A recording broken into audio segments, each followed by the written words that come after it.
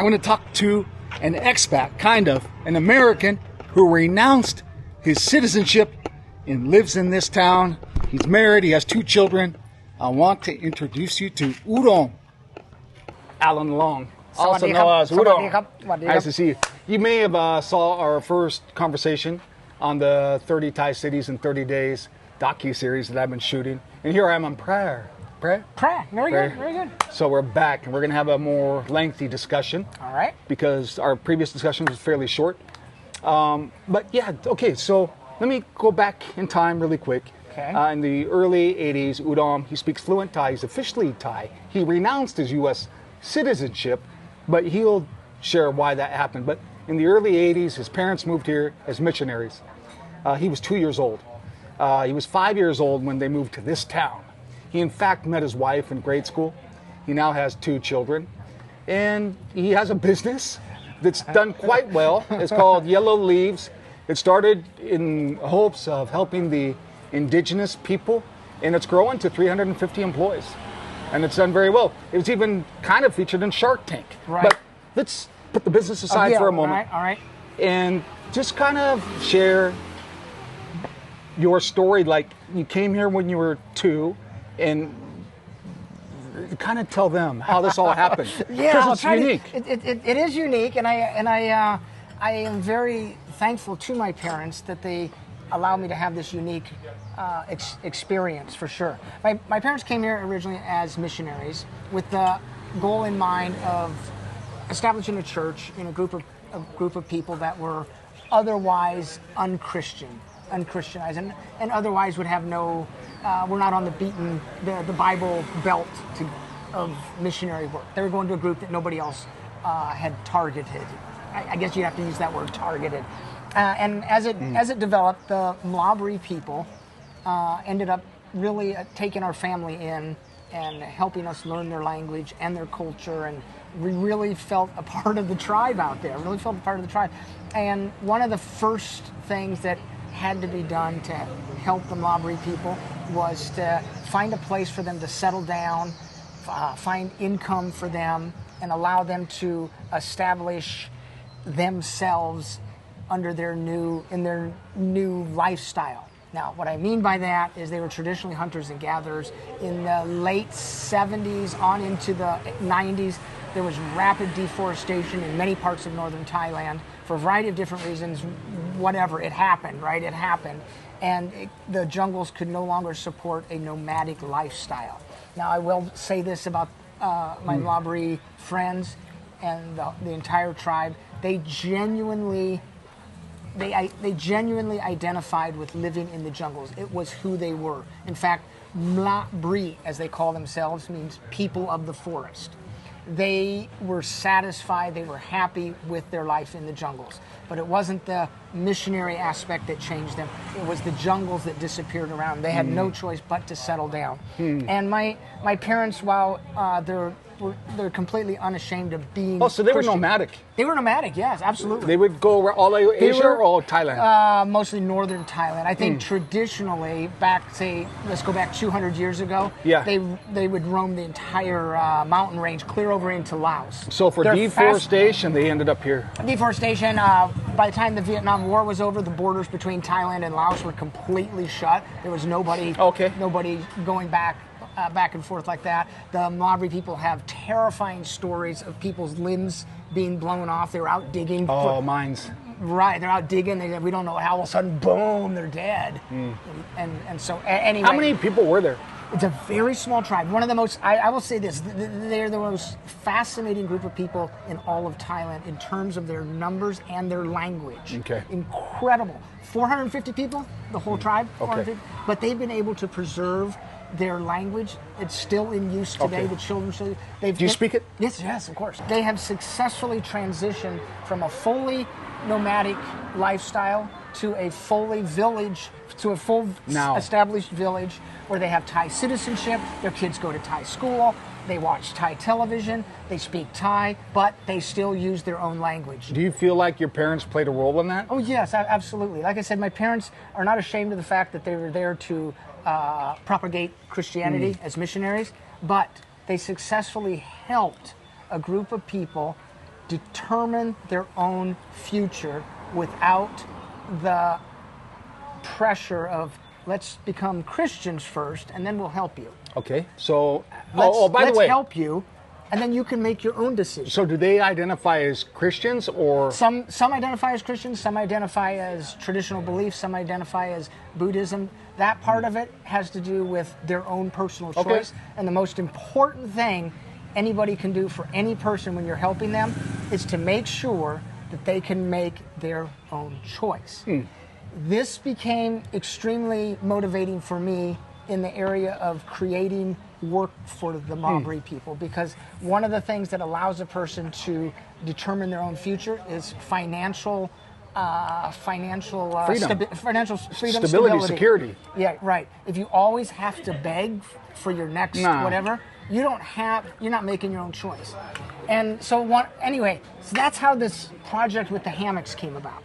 Is the first thing was to find a source of income where they could work on their hammocks or earn their income in their village, because one of the things that's important to the Mlabri people is family, culture, and tribe.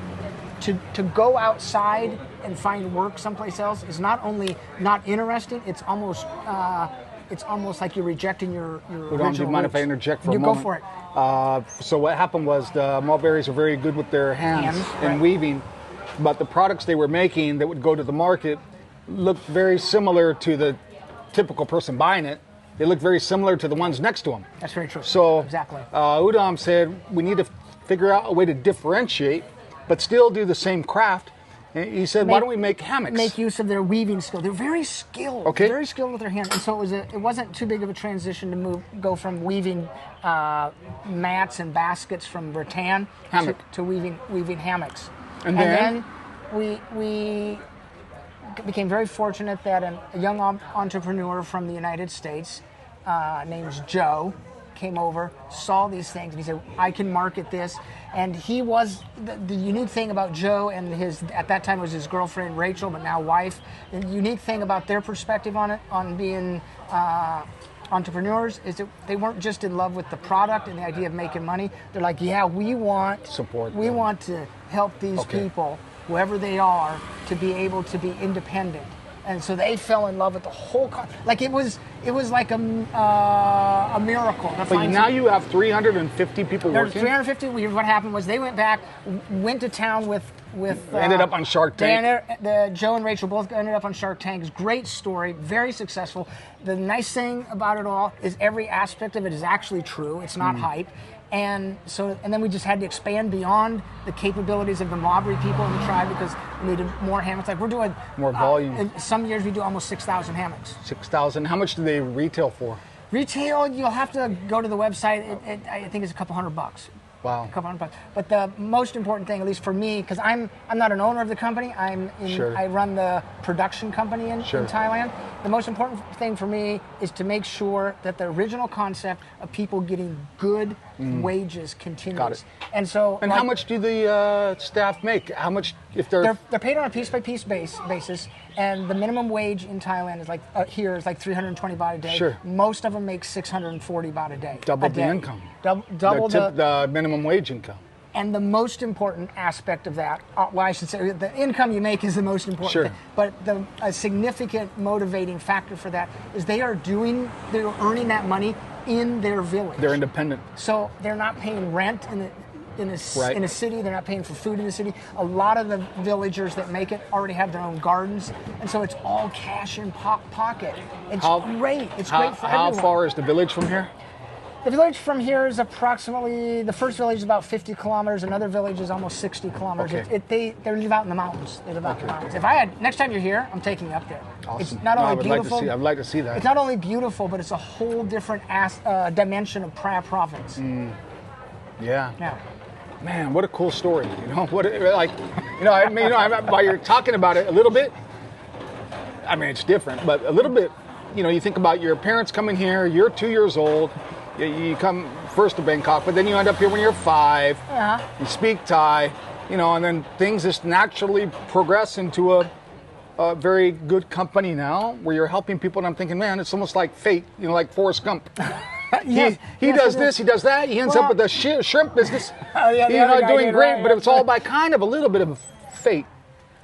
Fate and the kindness of the people around you. And this goes back to the whole atmosphere here in Phrae. My ability to function in Thai society is because of the kindness of the Thai people that taught me how to function, how to behave, how to talk. What are some of those lessons?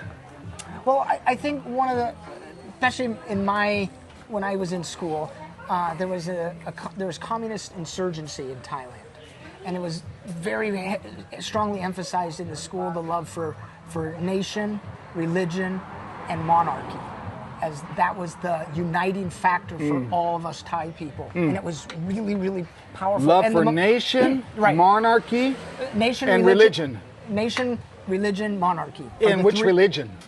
Freedom of religion. Really? Freedom of religion. So no bias toward Buddhism? When I was a child in school, Buddhism was the national religion. But, okay. But under the Constitution now, there's no national religion, if I understand things correctly. So by learning that, you feel like it actually influenced you in a good way? Yes, it influenced me in a good way because it gave me a sense of belonging to Thailand that was genuine. The Thai people that taught me about, whether it was my teachers or just the people in the community, they all genuinely believed in the royal institution, the freedom of religion, and the nation. But I think what you're talking about is kind of like a moral fabric, a unified moral fabric. A unified moral fabric and a unified sense of loyalty and pride in who you are.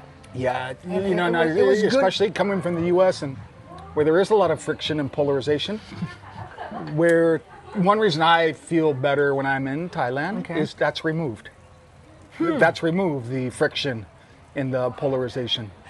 That's very fascinating for me to hear because I wouldn't have that same feeling because I have no sense of the political diversity other than what I read in the news. Obviously, I believe you. But what I mean too is like it's not a feeling. With Thais greet each other with respect. Yes. And politeness and kindness. Yes. They don't first say, what's your religion or what's your political belief? It's just a mutual, right? For the most part. For the most part. For the most part, I definitely would agree with that. And one of the things that has made Thailand so pleasant for everyone, whether you're a Thai citizen or as a foreigner, is the sense of accepting people for who they are. Accepting? Okay, that's interesting you said the acceptance part because that's the other thing.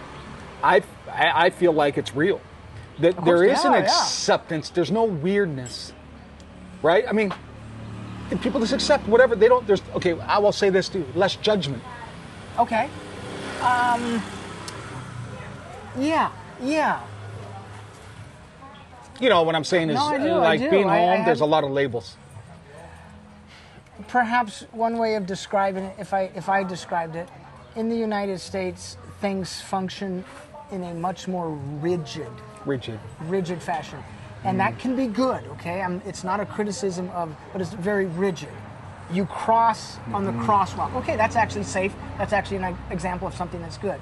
In Thailand, things are a little bit more negotiable, and it can have its downside. Maybe road safety is not what it needs to be, right? That's not a criticism either, but it is a fact, right? The numbers say that. But because of the fact that everything is negotiable, when you make a mistake, we don't have to beat you up. We just say, hey, in Thailand, that's true. We don't really do that. It's all right. That's not. And it's funny how bring you along. the trade-offs are. Like that part, I like. It is a looser culture, which is nice day-to-day living in most cases. It's not so great when something goes wrong, because there's less accountability. Meaning, a train just got smashed in the eastern, and when these catastrophes happen, where the building collapsed in Bangkok, there's very little accountability. Whereas in the U.S., we have accountability, but we're a lot more, like you said, rigid, right? And it's always this trade-off thing. Yeah. There's certain. I don't know that I would personally use the word accountability because even in Thailand, when there's something like that, somebody's going to be held accountable.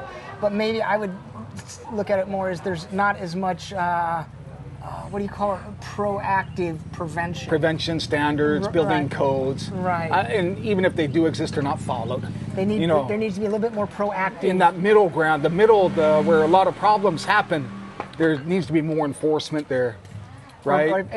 I would see it more as a preventative measure. Preventive. Yeah, the accountability needs to take place not after something happens, Yeah. but before it. You know, before it I happens. started by asking you, what were those things that you learned? You said, well, love for religion, for the monarchy, and for religion, love of nation, and the love of nation. Right, And I think those are all good things, and in a weird way now. Yeah.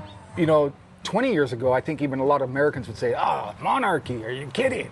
Or a love of nation, Right. a love of religion. When I go home, I feel like we're missing it.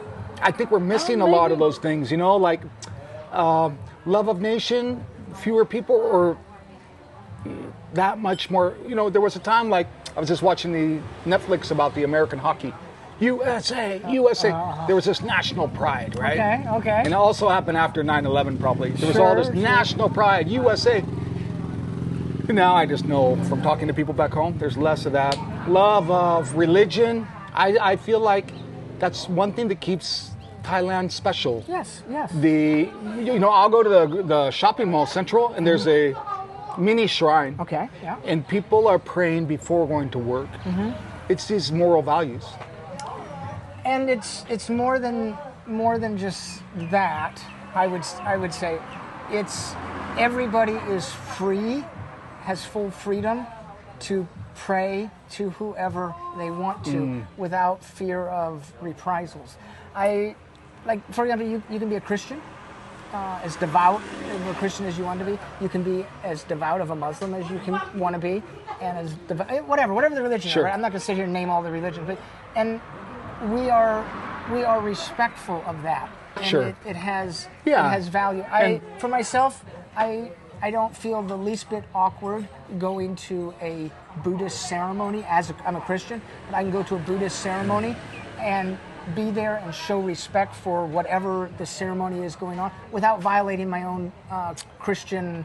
Are there a lot of Christians in Thailand? Yeah, it's a growing population. Obviously, Buddhism is the predominant religion of Thailand still, just by the sheer number of people that believe it. But they all the most important thing is that they all are able to coexist without hating each other. I'm going to tell you something kind of Okay. right out of left field. You can do with it what you want. Okay. I feel more in line with Buddhism because it just feels more peaceful to me. Okay. Meaning, other than, let's ignore what's happening in Burma just for a moment when I say this. Okay. But at least in Thailand or other countries that are more along the lines of Buddhism. Let's call it Taiwan, let's Japan. call it Thai Buddhism. Now, Japan has Shinto, I think, but Right. they don't kill each other as much as Christians. These damn No, Christians. in Thailand- These damn Christians go to murder and wars. In Thailand, the Christians don't kill each other either. You know what I mean? You have to. But, Yeah, sure. No, I understand. I'm at a point where I just want a peaceful way of living. Fair enough. And you're living in the right country to do that in. That's my point. Ultimately, yes. Right. Is that Thailand has that freedom of religion, but there's no sense of we're going to hate each other because of who you believe. But I think we should emphasize during even this talk about religion. Okay. That we said it earlier, the acceptance. Yeah. That's In what I'm talking Thailand, it does work. There are many religions. Even when I go to Bangkok and I stay usually in Ceylon, there's a lot of South Asia there. So a lot of Muslim. You have Buddhism. You have the Christians. That's kind of a mixed area, right? Yes. But everyone gets along. They get along. I have very good Christian friends. I have very good Buddhist friends. I have very good Muslim friends, and we're able to talk, and we're able to unite in the things that genuinely matter to us, and things that where we would have differences. They're not differences that we hate. They're not differences that we're ashamed of. Okay. There's a coexistence. Under that acceptance Udom. umbrella. Let's talk about different types of pharongs. All right, I have a good. Before I forget, okay. You lived Okay, in the hang U.S. on. I'm going to qualify you that you did go to college in the Yeah, U.S. okay, that's fine, So yeah. we're not going to just call you some Thai guy that looks American Right. and sounds No, American. fair In enough. fact, you are a Thai guy that looks and sounds American. Okay, fair. Yes, thank you for that. That's a compliment. You know, he speaks That's fluent a very Thai. big compliment. He's lived here since he was 2. Yes. Okay. But I'm also, like I said, I'm not ashamed of my American. And your daughter heritage. goes to college in the U.S. That's right. You did renounce your passport, which Yes. is also very interesting. But I said type of wrongs. You said I got a story. What was it? Oh, okay. One of the things that some of the older people in Phrae still laugh about to this day, when I was a young child, 9 or 10, right? 9 or 10, seeing foreigners in Phrae, white-skinned foreigners, Phalangs in Phrae, was an oddity. And literally people were like, oh, Phalang, Phalang. And it just thrilled the Thai elders' Sure, heart especially back then. when they saw me, a Phalang kid. Oh, Phalang, Phalang! I was enthralled with seeing a Phalang person just like everybody. Just like a Thai. You were a kid. And people still No, look at that Pharang. look at that Pharang. You're mere. And people were just like, You "What weren't about you?" recognizing That's what that you also that's are what one they of said. them. They said, you need to go look in the mirror. Look at the Pharang. Right. I did have somewhat of it was difficult for me to accept the fact that I wasn't Thai. What do Thais feel about Pharangs? Okay, when I was a child, the feeling was that so many things are so strange. When I was going to Thai school, I would refuse to allow my mom to pack me a lunch that wasn't Thai. It had to be a Thai lunch. If I had a sandwich for lunch, I'd be made fun of. It was inconceivable that you could eat a sandwich and get full.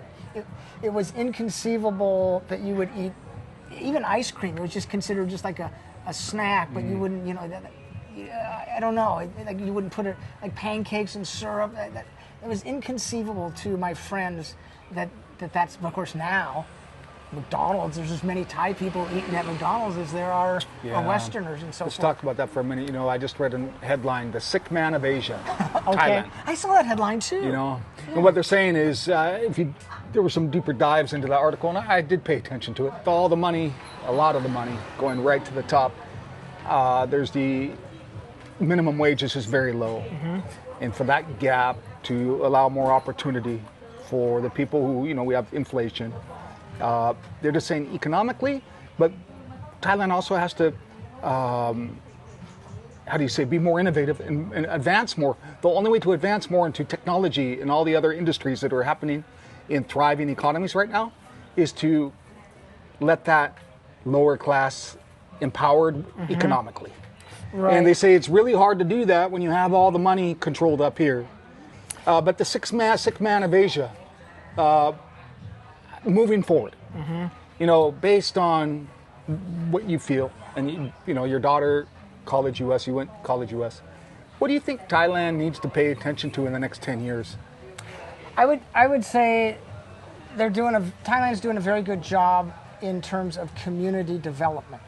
I understand with the wage gap that you're talking about, and I think every country has a similar problem with that, regardless of how their government is structured. But Thailand has done a very good job of raising the standard of living for the poorest people.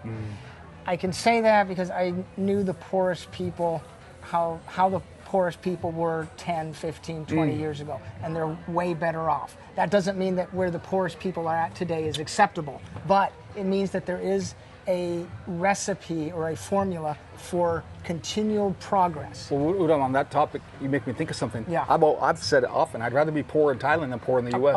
Okay. As a matter of fact, because Okay. whatever you want to define by poor, because I also feel like people without a lot of this in Thailand still have a rich soul, right? They are still, you see them with their families out having noodles, but they're having a meal together. Right. Which is almost getting really hard to do back home. Right. In the U.S., where if a family, even if they're making what's supposedly middle income, they can't afford to go out to eat together as a family. Right. They're too busy, they're working too many hours, so they're very rarely together. And then if you do go out to eat, it's so expensive, or it's just not worth it. So I just feel like you mentioned it, that the standard of living is actually improved somewhat. Improved significantly in some key areas. For example, medical care. Yeah. Medical care that's available to absolutely everybody in Thailand is amazing. Now, it's true there still needs to be progress made. The point of pointing this out is not to say that we've arrived, but a lot of progress still needs to be made. But medical care, education. When I was young, I think the literacy rate was 70 or 80% in Thailand, whereas now it's getting close to 90%. There was an entire government agency called the Non-Formal Education Department, and their whole purpose was to go and educate people that didn't have an education. And they've essentially worked themselves out of a job now, and they've had to redefine their core purpose, and it has more to do with income generation, income development, and so forth. So Thailand has made, in my opinion, from my observation and what I know, has made very good progress in those areas. Very good progress. They might need to accelerate some things, especially income generation, which is easier said than done, but I feel the foundation for it is there. Okay, so back to the question about different kinds of Phrae in Thailand. Okay. I'll kind of twist that question a little bit. For some guys watching this interview, they are in Western countries. I think part of being, they might be considering actually moving here. Okay. And a good move, by the way. I think it's a good move. I'm going to use this word loosely, failure. I think there's a lot of guys that move here and fail. But I don't mean failure like that. I mean what it really has to do, in my opinion, is managing expectations. So if you were to talk to them and say, hey, if you are going to move here, make sure you manage your expectations, finish that. Okay, well, first of all, part of managing your expectations is to come over and see what your expectations should be. One of the great things about Thailand is that you can travel over here, like if you're from the United States, you can travel over here pretty reasonably. And you can come and spend a week, 2 weeks, 10 days, whatever period of time that you feel is beneficial to determine those expectations without having to commit your entire life to it. I think it is dangerous if you come over prepared to commit your entire life because you've created some expectation in your mind. You can test it. You can come over. You don't have to move here permanently. Certainly, especially in the sense of establishing expectations or creating expectation, is that Thailand is an easy enough country to come to for whatever period of time that you think that you want to invest in it. Come over, create your expectations after getting here, and then maybe make longer term plans. That's what I would recommend. Of course, I didn't have that option as a kid, right? I came over and I was implanted. Yeah.